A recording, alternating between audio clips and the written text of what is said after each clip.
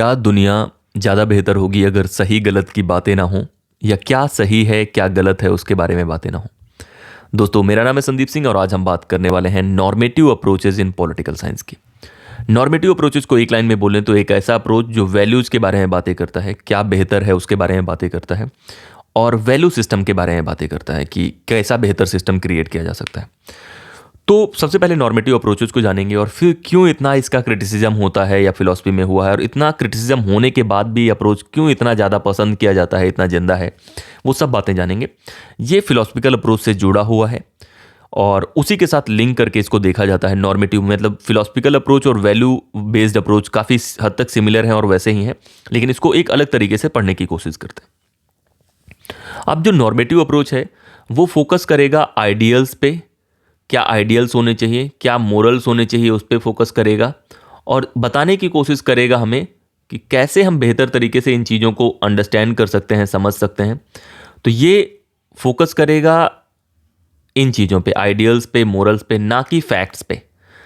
Empirical approach facts पे focus करेगा जो हम आगे बढ़ने की कोशिश करेंगे, लेकिन ये वैल्यू के बारे में बातें करेगा।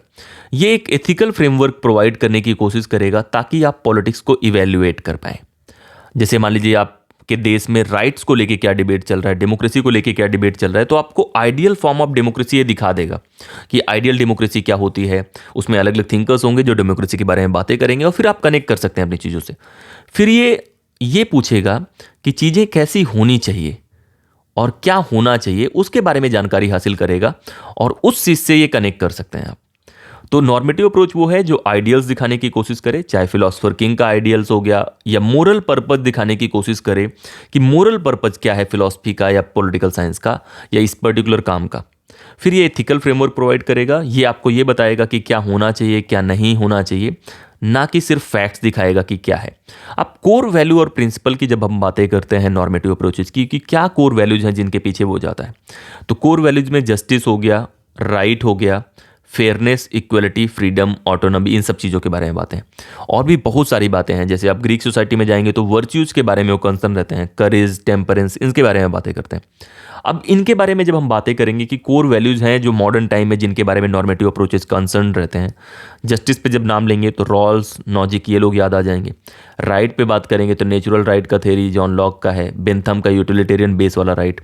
फिर रॉल्स की बात करेंगे, डॉर्किन की बात करेंगे, इक्वलिटी ऑफ रिसोर्सेज के बारे में बातें करेंगे। फ्रीडम में बात करेंगे तो J.S. मिल, इजाया बर्लिन। तो ये इतने नाम और प्रिंसिपल हैं। तो इन चीज़ों के बारे में जो लोग बातें करते हैं, अब इनको आप फैक्चुअल तो बहुत कम देख पाएंगे, ये अधिकतम डीपर जो अंडरस्टैंडिंग है कि एक जस्ट सोसाइटी क्या होती है। रॉल्स अलग बताएगा, नॉजिक अलग बताएगा। एक राइट क्या होता है तो उसमें लॉक का नेचुरल राइट देगा, बेंथम कुछ बताएगा, डॉर्किन उसमें कुछ अलग तरीके से बताएगा, टेकिंग राइट सीरियसली के बारे में, राइट एज ए ट्रम्प के बारे में बताएगा। फेयरनेस और इक्वलिटी के बारे में भी इसी तरह से बातें होंगी। तो ये जो बातें ये लोग करते हैं ये वैल्यू बेस्ड है ना, कि क्या आइडियल है, फेयरनेस कैसे आइडियल है, फ्रीडम में कैसी होनी चाहिए, हार्म प्रिंसिपल क्या है। ये सारी जितनी बातें हैं वो फिलोसफिकल भी हैं और नॉर्मेटिव भी हैं, क्योंकि ये वैल्यूज से कंसर्न है। अब आगे हम इनका जो फिलोसफिकल फाउंडेशन है उसमें कौन कौन से थिंकर हैं और क्या थेरीज हैं उनके बारे में जान लेते हैं।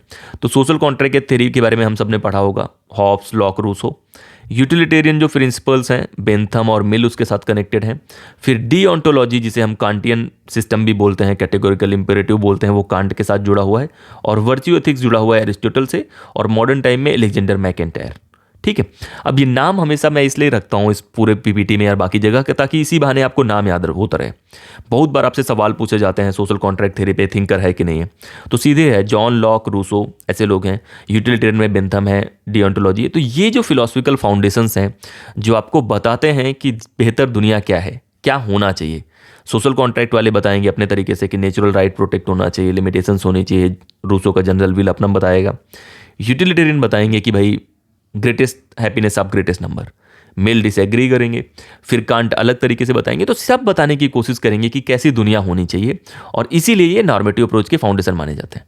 अब ये कैसे मेथड और एनालिसिस यूज करेंगे, देखिए जब भी हम अप्रोचेस पढ़ेंगे उसमें दो बातें आपको याद रखनी है। पहला कि अप्रोचेस के अंदर दो चीज़ें आती हैं कि आप कौन सी प्रॉब्लम पे ज़्यादा फोकस करने वाले हैं और फिर कौन से मेथड लेने वाले हैं। जब हम फिलोसफिकल अप्रोच की बात करेंगे, नॉर्मेटिव अप्रोच की बात करेंगे, तो वो डीपर प्रॉब्लम लेंगे, जस्टिस, राइट, फेयरनेस, वर्च्यूज, ये सब बातें करेंगे। इंपिरिकल वाले वोटिंग के बारे में बात करेंगे, इंपिरिकल वाले अलग तरीके की बातें करेंगे। फिर इनके मेथड में भी डिफरेंस होगा, वो बातें करेंगे सर्वे के बारे में, अलग चीज़ों के बारे में, जो साइंटिफिक मेथड है, स्टैटिक्स का मेथड है, डेटा का मेथड है, ये अलग तरीके से मेथड करते हैं। वो इंपिरिकल ग्राउंड पे करेंगे, सेंसरी एक्सपीरियंस पे ग्राउंड करेंगे, ये रेशनलिज्म पे, लॉजिक पे, उस तरह से चीज़ों को डिराइव करने की कोशिश करेंगे। तो इनके जो मेथड है वो थॉट एक्सपेरिमेंट का है। जॉन रॉल्स का जैसे थॉट एक्सपेरिमेंट है, ड्वार्किन का जो थॉट एक्सपेरिमेंट है, आइलैंड वाला या ओरिजिनल पोजिशन वाला रॉल्स का, ये सब हम पढ़ेंगे इसमें। एक मेथड ये होता है। फिर लॉजिकल रीजनिंग, जैसे प्लेटो का जब भी पढ़ेंगे, उनका थ्योरी ऑफ फॉर्म है या मेटाफिजिक्स की अंडरस्टैंडिंग है, वो कैसे निकल के आती है, वो लॉजिकल रीजनिंग के आधार पे वो निकालने की कोशिश करते हैं।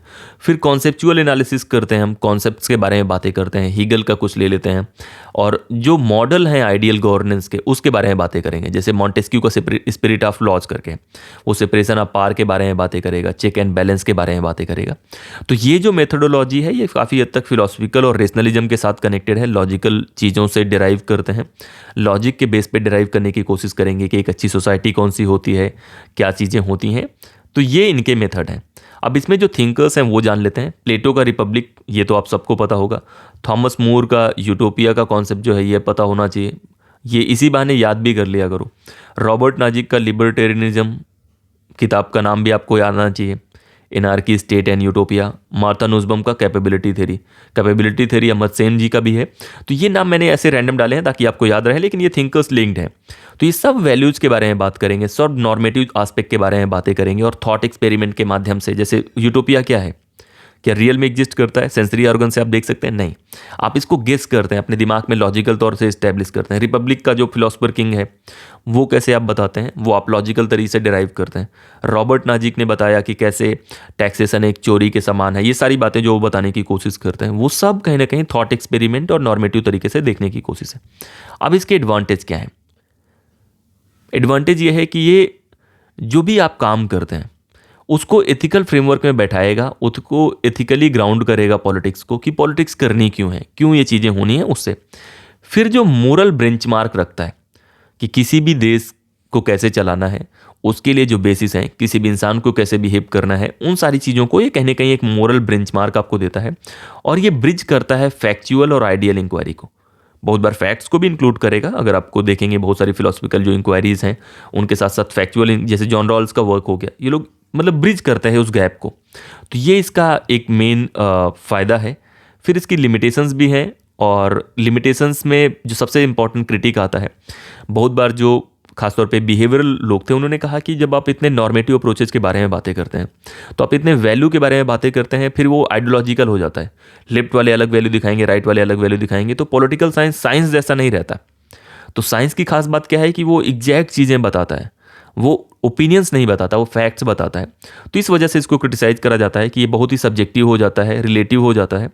फिर लैक ऑफ फैक्चुअल वेरिफिकेशन की वजह से क्रिटिसाइज किया जा सकता है, और परसीव्ड इम्पार्शियलिटी के बारे में। अब तीनों चीज़ें कहाँ से लिंक्ड हैं आप देख सकते हैं कि अगर आप लॉजिकल बेस पे डिराइव करेंगे, अगर आप ऐसे ही ओपिनियन बेस पे डिराइव करेंगे, तो चीज़ें थोड़ी सी प्रॉब्लमेटिक होंगी। अब इसका लोगों ने क्रिटिसाइज करा कि जो लोग नॉर्मेटिव थेरीज करते हैं या फिलोसफिकल थेरीज करते हैं, अप्रोचेस लेते हैं, वो आर्म चेयर थेरिस्ट हैं। वो अपने चेयर पे बैठ के सारा कुछ कर देते हैं, वो ग्राउंड के बारे में उनको जानकारी नहीं होती, उनको कुछ नहीं पता होता। ये बातें इनके खिलाफ कही जाती हैं।